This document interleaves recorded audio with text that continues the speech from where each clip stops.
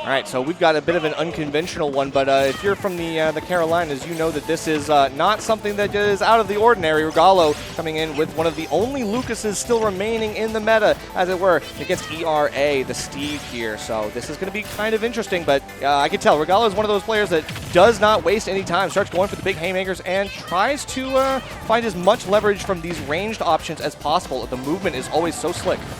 Well, actually trying to use the BSI magnet to drain the rest of the TNT in, and Regalo considered by many, well, at least from me, one of the best Lucases in the world as well. Oh, yeah. He has the techs on point, the air combos and all that stuff. He actually going consistent with that down air. Trying to look for the edge, and those 2 frames, particularly for the offensive Lucas, are going to be super important when it comes to ledge trapping or edge guarding. Still, it's hard to pin down that Elytra, especially when you go for the higher angle on the recovery. You know, you try to look for a turnaround down smash, but even then, that is just so telegraphed. Regalo still unable to find any kind of purchase here. Still, it's even. But against Steve, is it really?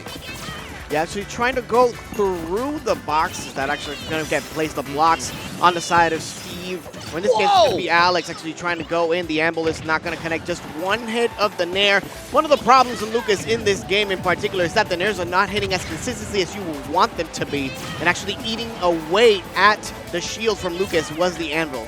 But I think we need to see the movement elevated again. We see the drift trying to be everywhere and nowhere at once. Regalo trying to play elusively, and so far is doing a little bit better of that, still staying alive, and we get one good fair, and that's all it takes. One interaction, one stray hit, and Regalo has the kill power in Lucas, but so does that Diamond.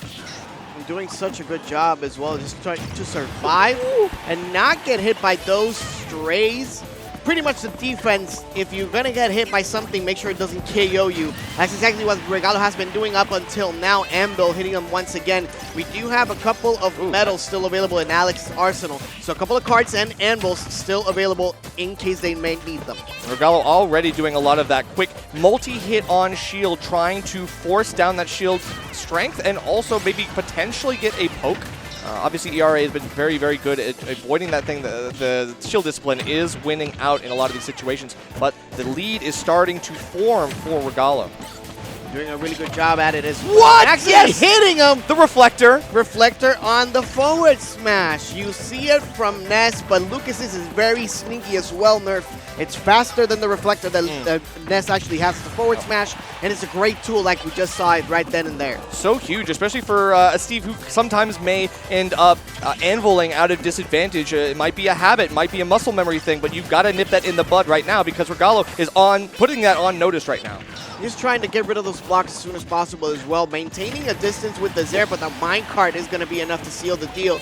11% differential, extra credit. Not exactly what you want if you're a Regalo, especially when you're taking every single one of those hits, getting up to 67% after that up smash. Still, on the bright side of that was not a diamond. None of that was like diamond powered. It was Iron Tool, so we do have a little bit more leverage, but yeah, now we've got the diamond back air coming in with a few key hits here. That lead that I was talking about is completely gone here in this last stock. Unfortunately, Chopper, it does look like Regalo's getting kind of forced into the very small shield disadvantage. I don't like it, but we have to figure something else out because ERA is starting to mix up the options, jumping right back in the minecart to get it moving again. Exactly what you want to do, especially if you're Alex or Steve. You're just going to try to keep them away, give them you an opportunity to get all of the resources possible. And like you're seeing, we already have a couple of medals, and the back air has connected every single time in the last minute that we actually saw this match. Yeah, it's really unfortunate for Lucas, of course, being a very floaty, slow-moving in the air character. It's really, really tough to get away from that kind of stuff because Steve can keep throwing out moves, keep having such an active threat presence. And it's one of those things that, like, yeah, Lucas, when you're put in the corner, the disadvantage starts to show. And the cracks are really forming in the armor already, which is unfortunate. But Regalo, this is not a matchup that they are unused to. This is something that I would say is ready for this, or should be. Yeah, for sure. And not many moves that Lucas has in the first place can actually contest with the back air that Steve is throwing out. The best thing he can do is actually throw out a Zair, but even then he can't clank with the back air, and then you're still going to get the hit in. Exactly. So going to Hollow Bastion here, lower ceilings and a big platform offer really good opportunities for Regalo to kind of push the advantage even further in this game. We had a lead in the last one. I know we can access that again, but not if we're getting caught in all these big hits. Feels like that's a lot of unnecessary damage, and at 80% already off of one interaction. That's not looking good. So one of the things that I would really like to go for, besides actually using the fair to try to impede any type of forward momentum with the card, is actually using a lot more back airs.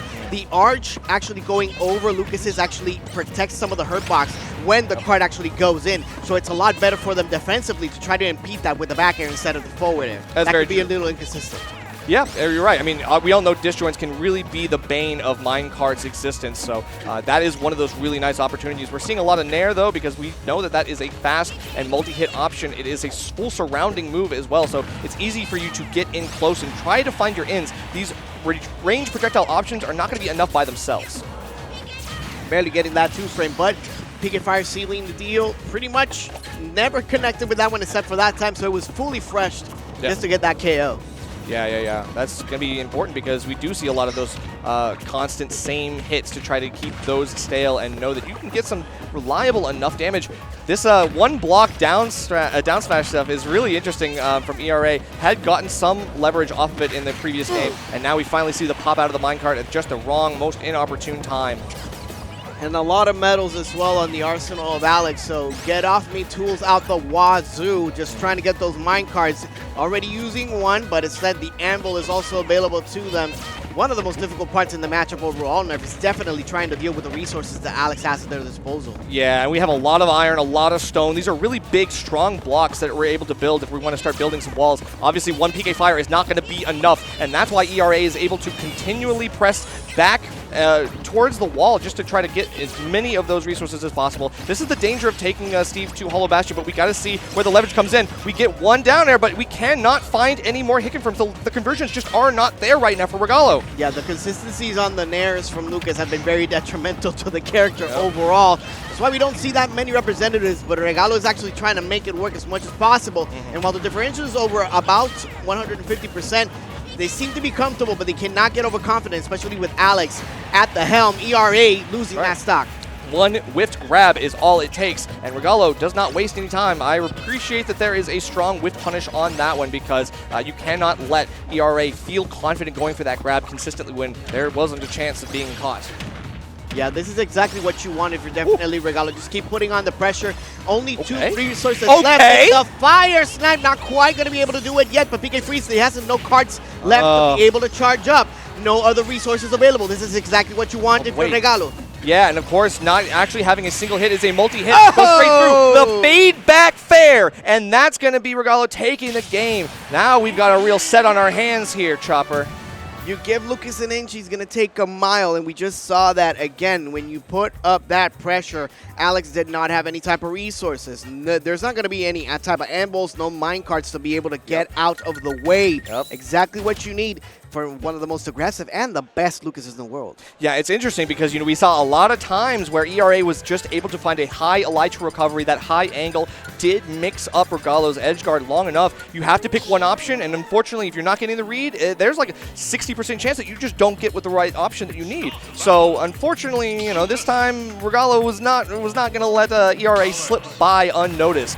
We are going to be able to find a very consistent, strong, aggressive edge guard multiple times just going off stage to secure that one. So game 3, let's go. Additional to that, Nerf, we did see that there's a tendency from Alex in particular, whenever they feel like they're in danger or don't have any type of resources, they are fishing for the back air. Exactly what they need to actually try to get him away.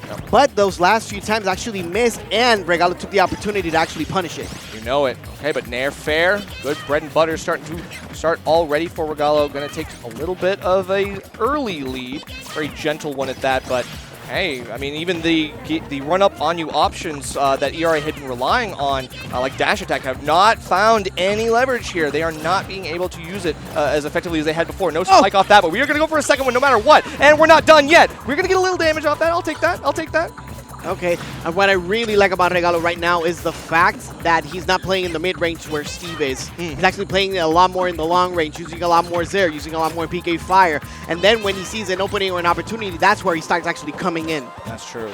Okay, watching out for that up tilt on the shield. Very dangerous stuff, but good anti-steep play. We're going to get rid of that that crafting table or something else, and it falls off the wing side too. So now we get an up throw as a DI mix-up, a really good option. ERA obviously not ready for that one, and Regalo takes a very significant lead here in Game 3.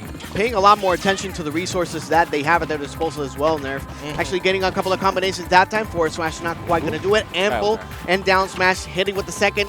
Trying to send them back. Minecart trying to move themselves away, and now they start actually racking up some resources. Yeah, surprisingly enough, the down smash has been really, really good for ERA. We've had multiple times where it's off of a block or off of an anvil. We're just using it as a just up off the ground, like 1 block height.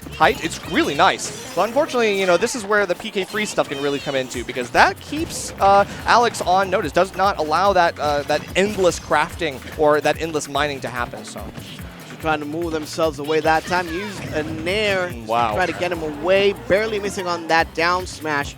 So has plenty of metals available to them. So the get off me options are still going to be there. Already used 2, 3 left. Now moving on to the back air. That's exactly what we were actually mentioning beforehand, but the back air sealing the deal for that stock. 50% of extra credit.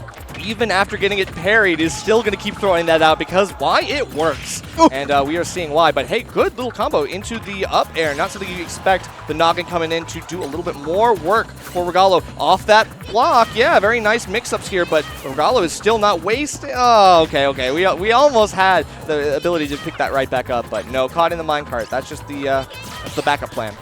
Doing a tremendous job of just working on the spacing of the character. PK freeze.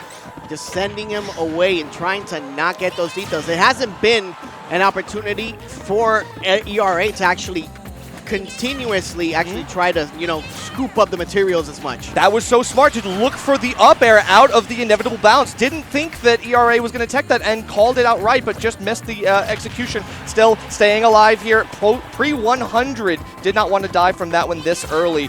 Now you have the ability to pressure a little bit more. We do take that tool that we had on ERA off. Regalo now, if you're able to keep ERA from getting more of those materials, this could be a smothering playstyle that might actually win this last stock very quickly. Yeah, this is definitely Alex's comfort zone.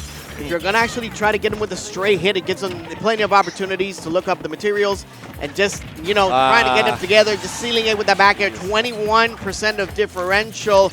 And Regalo may be feeling a little bit of the pressure of the Steve. Okay, but we got the gold tools, and that actually is so good because it's fast. It's the fastest option, which means that you can do it out of disadvantage, and that means that Regalo is not going to be able to get some of those consistent confirms and those combos that we're seeing earlier.